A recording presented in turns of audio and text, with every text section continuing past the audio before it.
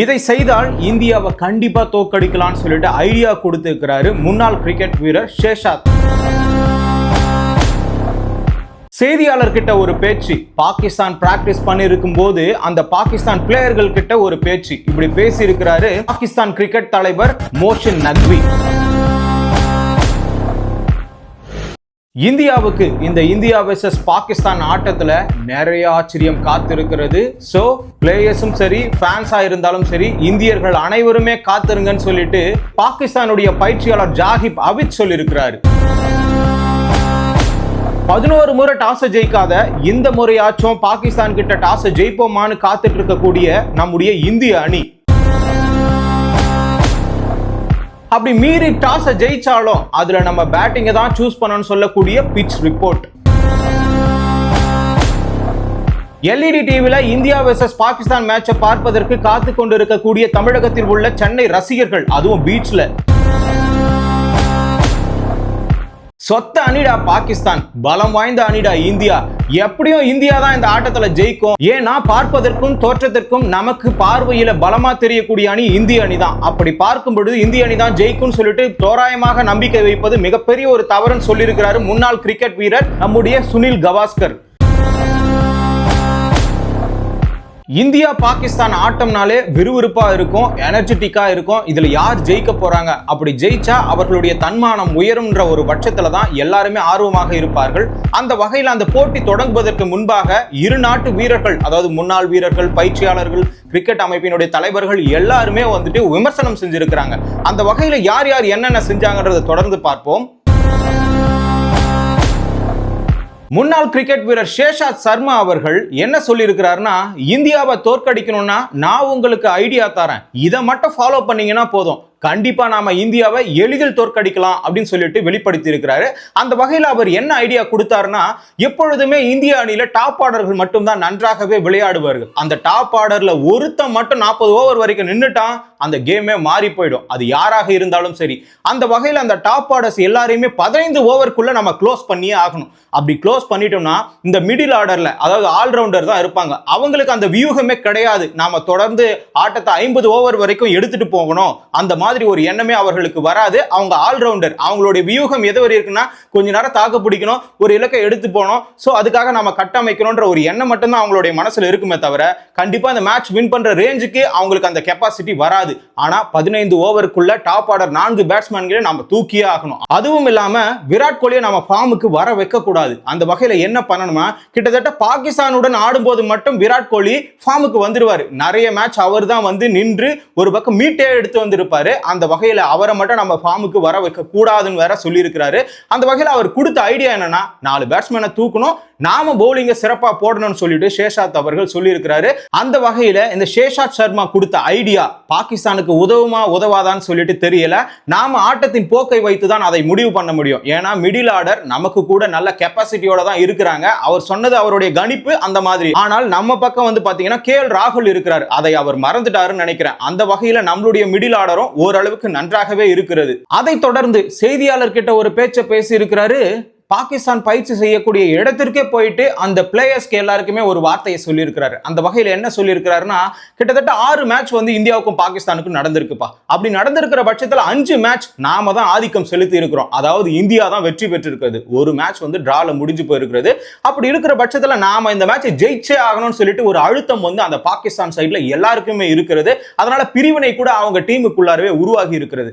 அந்த வகையில மோஷின் நக்வி வந்து கிரிக்கெட் அமைப்பினுடைய தலைவர், இவர் என்ன பண்ணிருக்கிறாருன்னா, பயிற்சி செய்யறாங்க அந்த துபாய் பிளேஸ்க்கே போயிருக்கிறாரு. அந்த இடத்துல போயிட்டு பயிற்சி செய்யும் போது எல்லா பிளேயர்ஸும் கூப்பிட்டு ஒரு வார்த்தை சொல்லி இருக்கிறாரு, இந்த மேட்ச்ல மட்டும் நாம தோக்கவே கூடாது, எக்காரணம் கொண்டும் தோக்க கூடாது, அப்படி மீறி தோத்தா பகிரங்கமான நடவடிக்கையை நீங்க எல்லாருமே சந்திக்க வேண்டி இருக்குன்னு சொல்லிட்டு அவங்கள பயமுறுத்திட்டு வந்திருக்கிறாரு இந்த மோஷின் நக்வி. ஆனா செய்தியாளர் கிட்ட வந்து என்ன சொல்லி இருக்கிறாருன்னா, நாங்க திறமையாக பயிற்சி செய்கிறோம், பயிற்சியில எந்த ஒரு பிரச்சனையும் கிடையாது, ரொம்ப ஆழமாக செஞ்சுட்டு இருக்காங்க, நல்ல வலுவுடன் இருக்கிறார்கள் எங்கள் அணியில் இருக்கக்கூடிய வீரர்கள், எப்பேற்பட்ட அணியை நாங்க மீட்டு ஜெயிச்சு வெளியே வருவோம் அப்படின்னு சொல்லிட்டு பிறகு என்ன செஞ்சிருக்கிறாருன்னா, எங்க அணி தோற்றாலும் இந்தியாவுடன் தோற்றாலும் நாங்கள் எங்கள் அணி பக்கத்திலேயே நிற்போம் அப்படின்னு சொல்லிட்டு வெளிப்படையாக செய்தியாளர்கிட்ட சொல்லியிருக்கிறாரு. ஆனா உள்ள இந்த மாதிரி போயிட்டு அவங்கள மிரட்டிட்டு வந்திருக்கிறாரு. ஏன்னா அவருக்கு இந்த 6 மேட்ச்ல நடந்ததுல 5 மேட்ச் மட்டுமே இந்தியாவே தாக்கம் செஞ்சிருக்கிறது. சோ இதுல நாம எப்படியாவது ஜெயிச்சா மட்டும்தான் நம்மளால பேரையும் நிறுத்த முடியும். பாகிஸ்தான் ரசிகர்கள் ஆல்ரெடி ஏடாகூடமான ஒரு ரசிகர்கள். நியூசிலாந்து கூட ஆடும் போது பாகிஸ்தான் தோற்றவுடன் ஒரு பக்கம் சேரு அங்க இருக்கக்கூடியது எல்லாத்தையுமே அடிச்சு நொறுக்குனாங்க. அதுவும் இந்தியா கிட்ட தோத்துட்டா இந்த மேட்ச் பாகிஸ்தான்ல நடந்திருந்தா நம்மளோட கதி என்னவா இருக்கும்? இதற்காக தான் நாம அந்த இடத்துல ஆடாம இந்த இடத்துல ஆடணும். சோ தக்க பாதுகாப்பு பிளேயர்களுக்கு இருக்காது. தோத்துட்டா அவங்க நாட்டு பிளேயருக்கே இருக்குமான்றது ஒரு கேள்விக்குறி தான். அந்த வகையில தான் அந்த ஒரு கிரிக்கெட் பிட்ச்ல எல்லாமே அடிச்சு நொறுக்கப்பட்டது நியூசிலாந்து மேட்ச்ல. ஏன்னா நியூசிலாந்து கிட்ட ஸ்பின்னை வச்சே முடிச்சுட்டு போயிட்டாங்க. பாபர் ஆசாம் வந்து தன்னுடைய சுயநலத்துக்காக ஏதோ ஆடின மாதிரி அவருடைய ஆட்டத்தை ஆடினார். விக்கெட்டுகளும் சரிவில் இருந்து கொண்டே இருந்தது. ஒரு பிளேயர் கூட காயப்பட்டு ஒரு பக்கம் வெளியே வந்துட்டாரு, பக்கர் சமான். சோ அவர் இல்லாதது கூட ஒரு குறையாக பார்க்கப்படுகிறது. சரிப்பா, பாகிஸ்தான் கிரிக்கெட் அமைப்பின் தலைவர் தான் அந்த மாதிரி ஆக்ரோஷத்துல இருக்கிறாருன்னு பார்த்தா அவருடைய பயிற்சியாளரும் அதே நிலைமையில தான் இருக்கிறாரு. இந்த ஆட்டம் எப்பொழுதுமே சுவாரஸ்யமா இருக்கும். இந்தியா பாகிஸ்தானவே அது செம ஃபீலுங்க. அதுல ஜெயிக்கிறது தோக்குறதெல்லாம் அப்பாற்பட்ட விஷயம். ஆனா இந்த முறை நீங்க மட்டும் வேடிக்கை பாருங்க, நீங்க உங்களுக்கு நிறைய ஆச்சரியம் காத்து இருக்கிறதுன்னு சொல்லிட்டு இந்திய மக்களுக்கும் சரி, இந்தியன் பிளேயர்ஸ்க்கும் சரி, முன்னாள் வீரர்களுக்கும் சரி எல்லாருக்குமே அட்வைஸ் கொடுக்கிற மாதிரி ஒரு வார்த்தையை விட்டுருக்காரு. என்ன, நாங்க வந்து ஃபாஸ்ட் பவுலரை வச்ச இந்தியாவை முடிக்கிறோம். அதுவும் இல்லாம இப்ப இருக்கக்கூடிய 8 அணிகள்ல நாங்க மட்டும் தான் ஸ்பின்னர்ஸ் யூஸ் பண்ணாத அணி. ஏன்னா ஸ்பின்னர்ஸ் யூஸ் பண்ணி எல்லா விக்கெட்டையும் பொறுக்கிடலான்ற ஒரு எண்ணோட்டத்துல எல்லாருமே வந்திருக்காங்க. ஆனா எங்களுக்கு அந்த ஸ்பின்னர்ஸ் தேவையில்ல. ஏன்னா வாசிம் அக்ரம் அந்த மாதிரி போன்ற வீரர்கள், திறமைசாலிகள் எங்கள் அணியில் இருக்கிறார்கள். அவர் காலம் கொஞ்சம் கொஞ்சமாக போக தான் அந்த மாதிரி தோற்றம் அளிப்பார்களே தவிர எடுத்த உடனே அந்த மாதிரி இருக்க மாட்டாங்க. சோ அதனால அவர்கள் ஜொலிப்பதற்கு இன்னும் காலமாகும். அதுலயும் இந்த மேட்ச்ல அவங்க ஜொலிக்கிறதுக்கு நிறைய வாய்ப்பு இருக்கு, நிறைய ஆச்சரியங்கள் இருக்கு. சோ பொறுத்திருந்து நீங்க வெயிட் பண்ணி பாருங்க அப்படின்னு சொல்லிட்டு அந்த கிரிக்கெட் அமைப்பினுடைய பயிற்சியாளர், அதாவது பாகிஸ்தான் கிரிக்கெட் வீரர்களுடைய பயிற்சியாளர் ஹகீப் ஜாவித் சொல்லி இருக்கிறாரு. அவர் எந்த கண்ணோட்டத்துல சொன்னாருலாம் தெரியல. அவருக்கு ஜெயிக்கணும்ன்ற ஒரு அழுத்தம் வேற உண்டாயிருக்கிறது. ஆல்ரெடி கிரிக்கெட் அமைப்பின் தலைவர் வேற வந்து ஒரு கத்திட்டு போனார்ல. ஆகையினால நாம ஜெயிக்கணும்ன்றதுக்காக அவங்களும் என்னென்னவோ இன்னல்கள் நமக்கு கொடுக்கிறார்கள். அது வாய் வழியாக தான் இருக்கிறது தவிர, ஏன்னா அவங்க தான் அதிகமா விமர்சனம் செஞ்சிருக்காங்க. நம்ம பக்கம் கூட இருக்கிறாரு நம்முடைய சுனில் கவாஸ்கர். அவர் என்ன சொல்லியிருக்கிறாருன்னா, பார்ப்பதற்கு இந்திய அணி பலமா இருக்குது, நாம தானே ஜெயிப்போம். ஏன்னா 6 முறையில வந்து 5 முறை நாம தான் ஜெயிச்சிருக்கிறோம். அந்த அழுத்தத்தின் காரணமாகவே தோற்கடிக்க மாட்டோம்ன்ற ஒரு எண்ணம் நமக்குள்ள ஊறி போயிருக்கிறது. அவையெல்லாம் மொத்தமே தவறு.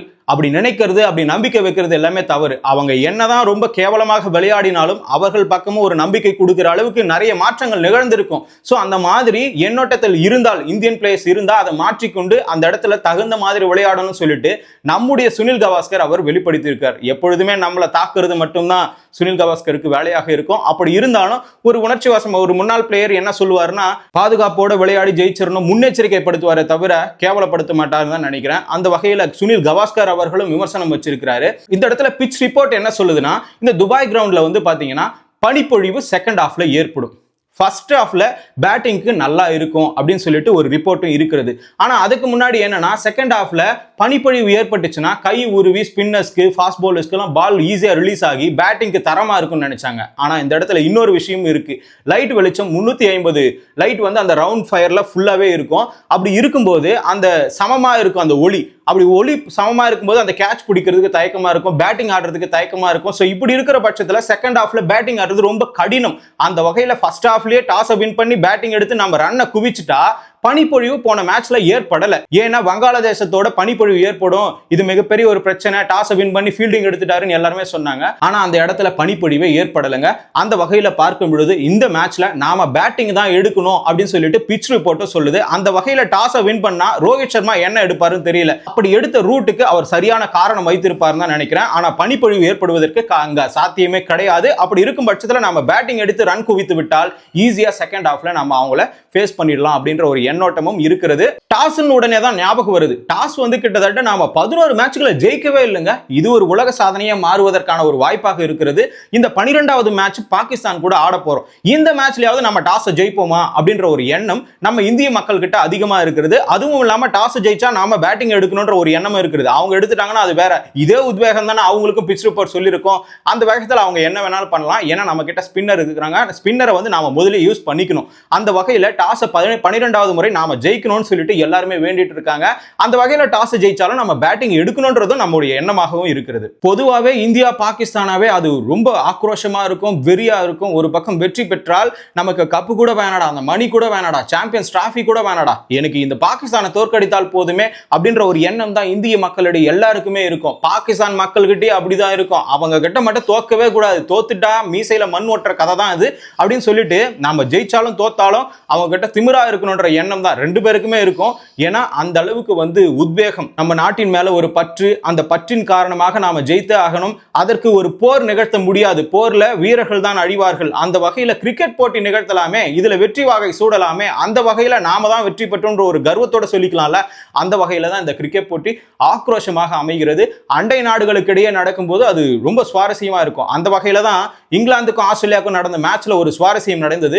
351 ரன்களை சாம்பியன்ஸ் டிராஃபில முதன் முறையாக அதிக ஸ்கோர் அடிச்சு ஒரு பக்கம் இவங்க தான் ரெக்கார்டை கிரியேட் பண்ணி வச்சிருந்தாங்க. அடுத்த 4 மணி நேரத்திலேயே அதை சேஸ் பண்ண ஆஸ்திரேலியா அணி பொளந்து கட்டியது. ஏன்னு கேட்டீங்கன்னா 352 47.3 ஓவர்கள்ல சாம்பியன்ஸ் டிராஃபில அதிக ரன்னை சேஸ் பண்ணவங்களும் அதிக ரன் அடிச்சவங்களும் அவங்க தான் அப்படின்ற ஒரு இலக்கை அவங்க நிர்ணயிச்சிருக்கிறாங்க. இந்த வகையில டக்கட் இங்கெல்லாம் இந்தியா கிட்ட டக் அவுட் ஆயிட்டு அங்க போயிட்டு 165 ரன் அடிச்சு சாம்பியன்ஸ் டிராஃபில அதிக ரன் அடிச்சவர் அவர்தான்ற ஒரு நிரூபணமும் இருக்கிறது.